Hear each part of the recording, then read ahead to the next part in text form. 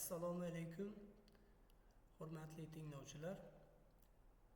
Bugungi darsimizda sonning kanonik shakli, sonning natural bo'luvchilar soni, natural bo'luvchilar yig'indisi haqida gaplashamiz. Shu to'g'risida ma'lumot berib o'taman. Demak, darsimizni boshladik. Birinchi arifmetikaning asosiy teoremasidan boshlaymiz. Teorema nima deydi? Birdan katta har qanday son yoki tub son yoki uni tub sonlar ko'paytmasi shaklida yagona usulda ifodalash mumkin. Ya'ni teorema nima deyapti? Ixtiyoriy natural sonni oladigan bo'lsangiz, u yoki tub son bo'ladi yoki uni tub sonlarning ko'paytmasi shaklida ifodalab bo'ladi. Bu ifodalash yagona bo'ladi. Ya'ni turlicha ifodalay olmaysiz deyapti. Xo'p, mana ixtiyoriy xayolimizga kelgan son olamiz. 17 dedim. 17 qanday son? Bu tub son. Xo'p, 28 bu tub emas. Demak, 28 tub emas. Buni teorema nima deyapti? Tub son bo'lmasa, uni tub sonlar ko'paytmasi shaklida ifodalab bo'ladi. Bu usul yagona deyapti. Xo'p, demak 28 ni qanday qilib bir nechta sonlar ko'paytmasi shaklida yozish mumkin? Masalan, 2 ko'paytirilgan 14 dedim. Teoremada aytayaptiki, buni tub sonlar ko'paytmasi shaklida. Menda hozir 2 tub bo'lyapti, lekin 14 tub emas. Demak, 14 ni yana yozaman, ya'ni 2 14 ni 2 ko'paytiruv 7 deyman. Va bundan ko'rinyaptiki, mana 2 tub son, yana tub son, 2, keyin 7 ham tub son. Mana 28 ni 3 ta tub sonning ko'paytmasi shaklida yozdik. Ularning ikkalasi bir xil, ya'ni 2, 2 va 7. Endi bir xil ko'paytuvchilarni daraja shaklida yozib qo'yishimiz kerak, ya'ni 2 ning kvadrati ko'paytirilgan 7. Xo'p, 36. Yana keyingi misolni olyapman. 36 ni sana 4 ko'paytiruv 9 dedim, lekin bu ikkalasi ham tub emas. 4 ni 2 ko'paytiruv 2 deyish mumkin, 9 ni 3 ko'paytirilgan 3 va ko'ryapsizki 2, 2, 3, 3. Mana 4 ta tub sonning ko'paytmasi shaklida ifodalandi. Endi buni daraja shaklida yozib qo'yamiz. 2 ning kvadrati ko'paytirilgan 3 ning kvadrati. Mana teorema mana shunday deyapti. Ixtiyoriy natural sonni olsangiz, u son yoki tub bo'lib chiqadi yoki uni tub sonlarning ko'paytmasi shaklida ifodalash mumkin deyapti. Xo'p, endi mavzumizda kanonik shakli, ya'ni sonning kanonik shakli tushunchasi bor. Kanonik shakli degani nima? O'sha berilgan sonni, ya'ni tub bo'lmagan sonni tub sonlar ko'paytmasi shaklida ifodalashimiz sonning kanonik shakli deyilar ekan. Kanonik ko'rinishi deb aytsak ham bo'ladi. Demak, hozir 28 ning kanonik ko'rinishi 2 ning kvadrati ko'paytirilgan 7. Pastdan boshqa misol olaylik. Masalan, 32. 32 ning kanonik shakli bu 32 teng 2 ning 5-si. Keyin yana bitta misol olaylik. Masalan, 24 bu 2 ning kubi ko'paytirilgan 3 bo'ladi. Mana shu kanonik shakli. Mana bu yerga yozib qo'yamiz. 32 ning kanonik shakli. Kanonik shakli. Bu esa 24 ning kanonik shakli. 24 ning kanonik shakli. Mana shu yozuv. Mana bu yozuvni alohida ko'rsatib qo'yay. Kanonik shakli deganda mana shu ko'rinishini tushunamiz. Mana.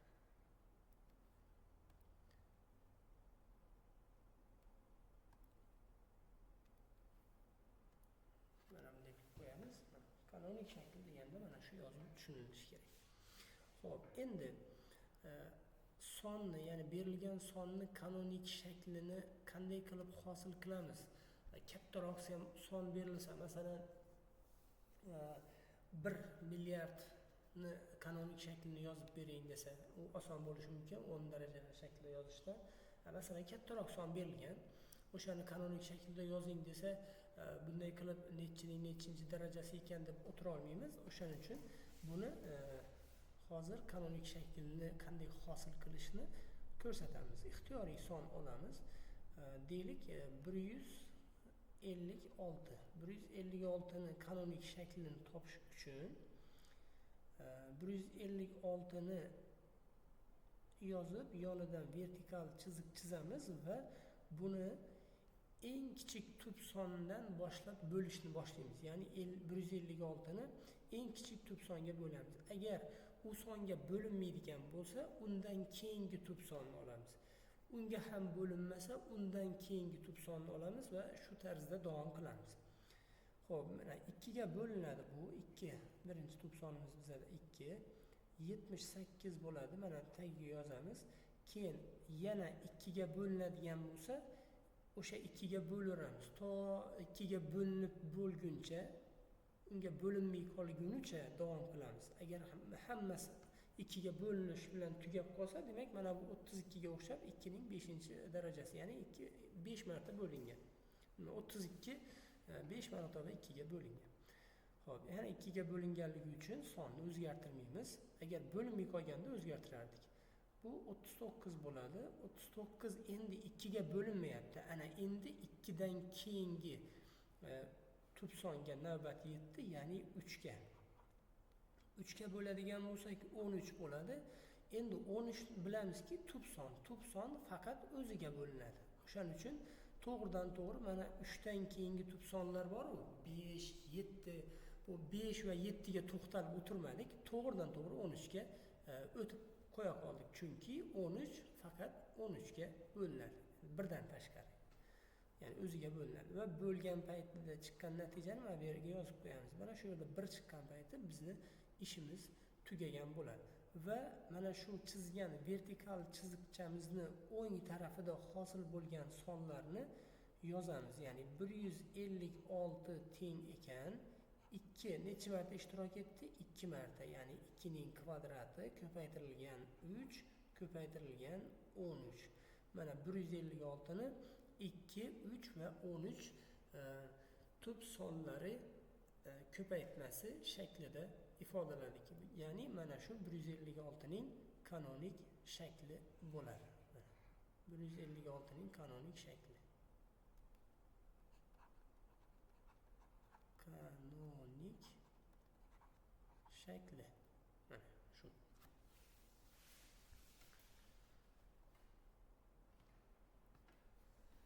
Xo'p, yana bitta misol olaylik. Xo'sh, 48 sonini bo'lamiz 2 ga. 24 ni yana 2 ga bo'lamiz 12. Uni yana 2 ga bo'lamiz 6, yana 2 ga bo'lamiz 3 va endi 3 ga bo'lgan paytimiz 1 chiqadi va mana shu joyda ishimiz to'xtaydi. Va 48 soni 2 ning 4-si va ko'paytirilgan 3 bo'ladi. Mana u uning kanonik shakli bo'lyapti. Xo'p. Endi son tub son bo'lib qolsa, uni tub ekanligini bilmadingiz, oldindan bilmayapsiz, kattaroq son. Uni qaysi songacha bo'lib ko'ramiz. Mana shu ma'lumotni ham berib o'tay. Masalan, 171 sonni olamiz hozir. Endi 171 bu tub emas. 171 ni kanonik shaklini topish uchun 2 ga bo'linmaydi, 90, demak 3 dan boshlaymiz endi.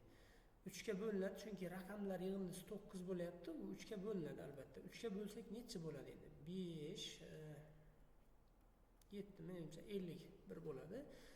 Kechirasiz, 57 endi yana 3 ga bo'linadi, chunki raqamlar yig'indisi 12 bo'lyapti. Buni yana 3 ga bo'linganligi uchun mana 19. Endi 19 tub son va mana bu yerda 1 hosil bo'lyapti. 171 ni yozishimiz kerak. 3 ning kvadrati ko'paytirilgan 19 ni. Endi har doim 2 dan boshlanadimi degan savol bo'lib qolishi mumkin-da. 2 ga bo'linmay qolsa, 3 dan 3 ga ham bo'linmasa, 5 dan 5 ga bo'linmasa, 7, 11, 13 dan boshlashingiz ham mumkin. Endi boya bitta ma'lumot aytaman deb boshlab qo'ygandim. Endi misol unga to'g'ri kelmadi. Ya'ni son tub son bo'lsa-da, uni tub ekanligini qanday qilib bilamiz? Oldindan bilmayapmiz. Tub son berilgan, lekin biz tanimaymiz kattaroq tub son, ya'ni uni tub yoki tub emasligini tekshirib ko'rmaganmiz va qanday qilib bilamiz? Mana shu bo'lishlar qayergacha davom qiladi? Shunga doir misol ko'ramiz hozir. Xo'p, uning uchun bitta tub son olishimiz kerak-da. 101 ni olaylik. Mana 101 soni tub son bo'lsa kerak, endi taxmin qilyapman. Xo'p. 2 ga bo'linmaydi. 3 ga bo'linmaydi. 5 ga bo'linmaydi. Mana shuni yozib boraylik. 2 ga bo'linmaydi. Bo'linmaydi. 3 ga ham bo'linmaydi. Bo'linmaydi. 5 ga bo'linmaydi. 7 ga bo'linadimi bu? 91 bo'lganda 7 ga bo'linar edi. Demak 98, 105 bo'lganda bo'linar. Demak 7 ga ham bo'linmaydi. 7 dan keyingi tub sonimiz bu 11. 11 ga bo'linmaydi, chunki 99 11 ga bo'linadi, 101 bo'linmaydi. 11. Endi qarang, mana shu joyda 11 dan keyin tub sonlar bor-da yana. 13 bor, 17 bor, 19 bor, 23 bor va hokazo hali 101 ni o'zigacha kelgunimizcha ancha tub sonlar bor. Bo'lib o'tiraveramizmi? Ya'ni mana shu bo'lishni davom qildiraveramizmi oxirigacha 101 gacha? Mayli 101 kichikroq son chiqib qoldi. Agar kattaroq 4-5 xonali son bo'lsa, u tub son bo'lsa, uni o'sha songacha bo'lgan tub sonlarga bo'lgunimizcha ancha vaqt ketib qoladi. Savol, qaysi songacha bo'lamiz? Savol qo'yaylik. Savol. Qaysi tub songacha davom etamiz? Mana shu bo'lish jarayoni. Xo'p. 101 ni 101 ga bo'lamiz. 1, ya'ni 101 qanday son ekan? Tub son ekan deb xulosa chiqaramiz. Bu yerda 101 ni kanonik shakli, ya'ni u tub son bo'lgandan keyin 101 ni o'zi kanonik shakli bo'ladi. Xo'p. Endi nimada tub sonni kanonik shakli, tub sonni o'zini aytib qo'yamiz-da. Xo'p, qaysi, mana shu savolga javob beraylik. Qaysi tub songacha bo'lishni davom ettiramiz? 101 ning ildizi yoki 101 qaysi sonning kvadratiga eng yaqin? 101 qaysi sonning kvadratiga eng yaqin? Bu 9, yani 10 ning kvadratiga eng yaqin. Ya'ni 10 ning kvadrati 100 bo'ladi. 101 ning ildizi. Mana savolga javob beramiz. 101 ning ildizini chiqaramiz. Bu taxminan bizda 10 butun nimadir chiqadi. 10 butun qandaydir son. Va biz 10 gacha bo'lgan tub sonlargacha bo'lib ko'ramiz va mana shungacha, ya'ni 10 gacha, mana shu sonning ildizigacha bo'lgan tub sonlarga bo'linmasa, bu son u yog'iga ham bo'linmaydi. Ya'ni shu joyda uni tub son ekanligini e'lon qilsak bo'ladi. Mana 10 gacha deb qo'yamiz. 2, 3, 5, 7. Mana 10 gacha bo'lgan tub sonlar. Mana bu yerda tub sonlar olinadi. 10 gacha bo'lgan tub sonlargacha bo'lamiz. Va mana shu joyda chiqmasa, ya'ni bo'linmasa, bu tub son deb e'lon qilinadi. Mana 10 gacha deganimiz mana shu misol uchun 10 bo'ldi. Agar mana bu yerda 101 ning o'rniga boshqa son keladigan bo'lsa, masalan sizda 173 bo'ladigan bo'lsa, 173 qaysi sonning kvadratiga eng yaqin? 173 bu 169 bo'lsa 13 bo'lar edi. Demak 14 bo'lsa 196 bo'ladi.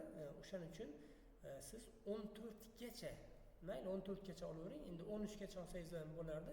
Chunki 14 gacha olsangiz ham 13 ni olasiz eng oxirida. 13 gacha bo'lgan tub sonlargacha bo'lasiz. Bo'linmasa, demak u tub son deb e'lon qilinadi. Mana sonning tub ekanligini bilish uchun qanday ish qilish kerak? Mana shu ma'lumot siz uchun yetarli bo'ladi aniqlashingiz uchun.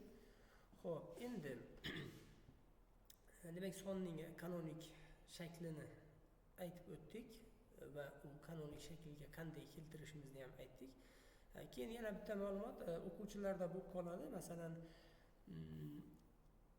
bu tarafini ochib ko'rsatay. Mana 48 ni 2 ga bo'ldik, keyin 24 ni ham 2 ga bo'ldik va mana bu yerda 12 ga kelgan payti yoki mana bu 6 gacha keldi. 6 gacha kelgan paytda 6 ni 2 ga bo'lmadida 3 ga bo'lib yubordi. Masalan, 2 ga bo'linishini unutib qo'ydi yoki birdaniga 3 ga bo'lib yubordi. Nima bo'ladi? U bilan hech nima o'zgarib qolmaydi. Ya'ni siz ketma-ket, ya'ni oldin mana 2 ni olyapmiz, o 2 ga bo'lgunicha ya'ni 2 larga bo'linib bo'ldi va tugadi. Endi 3 ga bo'linmoqchi, ya'ni keyingi songa o'tmoqchi. Siz orada o'sha 2 ga bo'lib tugatmasingizdan burun 3 ga o'tib ketib qoldingiz. U bilan xatolik ketmaydi va u oxirida baribir kelib chiqadi, oxirida kelib qoladi. Bo'lmay ketsangiz, birdaniga 2 dan mana 6 ni 2 ga bo'lmasdan 3 ga bo'lib yuboradigan bo'lsangiz 2 qoladi va 2 ni keyin 2 ga yana bo'lishingiz kerak bo'ladi. U joyda hech qanday muammo bo'lmaydi. Ya'ni bo'linadigan son hech qayerga qochib keta olmaydi. Baribir oldingizdan chiqadi. O'shaning uchun unaqa holatlar bo'lib qolsa hech qanday xavotir yo'q. Baribir u oldingizdan chiqadi. Xo'p, endi bizda natural bo'luvchilar soni degan tushuncha bor. Ya'ni bu qisqacha NBS deb yuritiladi. Natural bo'luvchilar soni. Ya'ni o'sha endi oldingi olgan misollarimizni olmaylik, boshqa misol olamiz. 72 NBS. Keling, nimani rangini almashtiraylik. Oq rangni yozamiz. NBS 72, ya'ni 72 ning natural bo'luvchilar sonini topishimiz kerak. Nechta ekanligini. Xo'p, oldin buni qo'lda hisoblab ko'rsak, ya'ni sanab chiqamiz. 72 ning bo'luvchilari, ya'ni natural bo'luvchilari qaysilar? 72 ning natural bo'luvchilari natural bo'luvchilari 72 ning 72 1 ga bo'linadi, 2 ga bo'linadi, 3 ga bo'linadi, 4 ga bo'linadi, 6 ga bo'linadi, 8 ga bo'linadi, 9 ga bo'linadi, 12 ga ham bo'linadi, 18 ga ham bo'linadi, 24 ga ham bo'linadi, 36 ga ham bo'linadi va 72 ning o'ziga ham bo'linadi. Nechta bo'ldi? 1, 2, 3, 4, 5, 6, 7, 8, 9, 10, 11, 12 ta. Demak, 12 ta ekan. 12 ta bo'luvchisi bor ekan. Endi o'shani 12 ta bo'luvchini har doim bunaqa sanab o'tirmaymiz. O'sha qanday keltirib chiqaramiz? Buning uchun bizga kanonik yoyilma kerak bo'ladi. O 72 ni kanonik yoyilmasini yozib olamiz. Demak, 2 ga bo'lamiz 36, 2 ga bo'lamiz 18, yana 2 ga bo'lamiz 9, endi 3 ga bo'linadi, 3 ga bo'lsak 3 qolyapti va mana shunday yozdik. Endi 72 2 ning kubi va 3 ning kvadrati shaklida yozildi. Mana kanonik yoyilma. Endi biz hozir natural bo'luvchilar sonini keltirib chiqarish uchun mana shu kanonik yoyilmadagi tub ko'paytuvchilarning darajalariga e'tibor qilamiz. Mana bu daraja ko'rsatkichlar kerak bizga. Mana alohida bularni ajratib ko'rsatib qo'yaman. Mana shu narsalar bizga kerak hozir shuni aniqlashda. Mana o'sha darajada turgan sonlarga 1 ni qo'shamiz. Mana birinchi 2 ning darajasini olyapmiz. Mana 3. Qoida bu 1 ni qo'shish. Mana o'sha uchun mana qizilda qo'yaman, 1 ni qo'shish. Bu qoidasi. Endi 1 ni qo'shamiz yana nimaga? 2 ga. Endi keyingi ko'paytuvchining darajasini olyapmiz.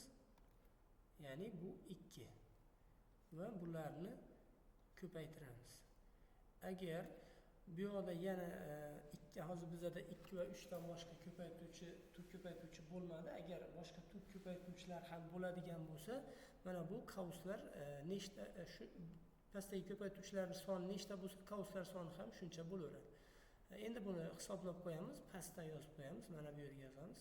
3 ga 1 ni qo'shsak 4, 2 ga 1 ni qo'shsak esa 3 va 4 3 12.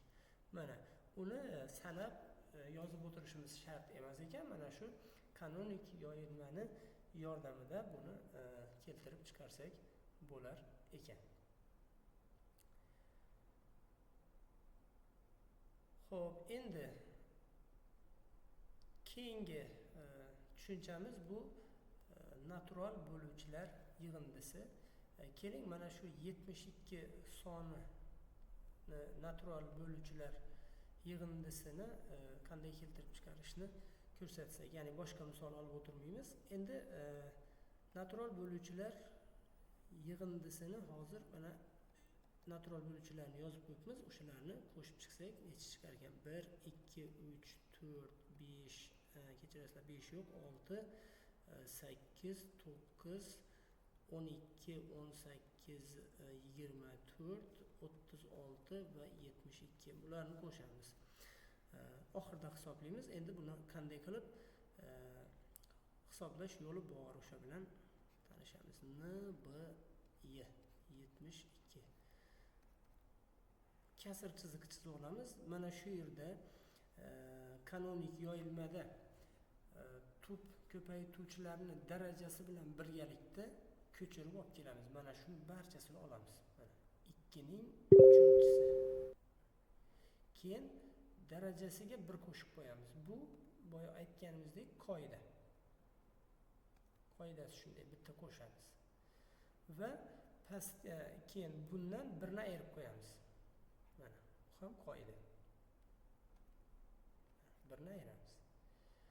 Pastga esa ana asosdan, ya'ni mana bu tub ko'paytuvchi 2, o'sha asosdan 1 ni ayirganimizni yozib qo'yamiz. 2 minus 1 ko'paytirilgan. Keyingisi 3 ning kvadrati. 3 ning kvadrati. Qoidada 1 qo'shish bor edi. Mana 1 ni qo'shdik. Endi ayiramiz 1 ni. Har doim shunday qilinadi. Pastga esa 3 minus 1 yoziladi. Mana asos 3 bo'lganligi uchun. Endi buni hisoblaymiz.